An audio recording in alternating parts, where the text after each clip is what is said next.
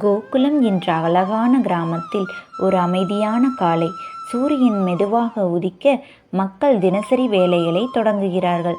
அந்த நேரத்தில் யசோதா அம்மா வெண்ணெய் கடைகிறார். அதை பார்த்து கொண்டிருக்கும் சிறிய கிருஷ்ணன் கண்களில் குறும்பு நிறைந்தது. ஆனால் கிராமத்தில் ஒரு பிரச்சனை. வீடு வீடாக வெண்ணெய் காணாமல் போகிறது. யாரோ திருடன் என்று பெண்கள் யசோதாவிடம் புகார் செய்கிறார்கள். கிருஷ்ணர் மட்டும் சிரித்து கொண்டே நிற்கிறான். அடுத்த நாள் கிருஷ்ணர் தனது நண்பர்களுடன் ஒரு திட்டம் போடுகிறான். அவர்கள் எல்லாம் சேர்ந்து வீடுகளுக்குள் நுழைந்து தொங்கும் பானைகளில் இருக்கும் வெண்ணெய்களை திருடுகிறார்கள். ஆனால் இந்த முறை கிராம மக்கள் ஒரு வலை போடுகிறார்கள். கிருஷ்ணர் கையும் களவுமாக பிடிபடுகிறார். முகம் முழுக்க வெண்ணெய் பூசி நான் இல்லை என்று அழகாக சொல்கிறான்.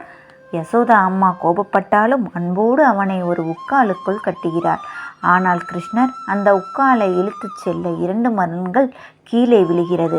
அதை பார்த்த மக்கள் இவன் சாதாரணமான குழந்தை இல்லை, தெய்வம் என்று உணர்கிறார்கள். யசோதா அவனை அணைத்து கொள்கிறார்.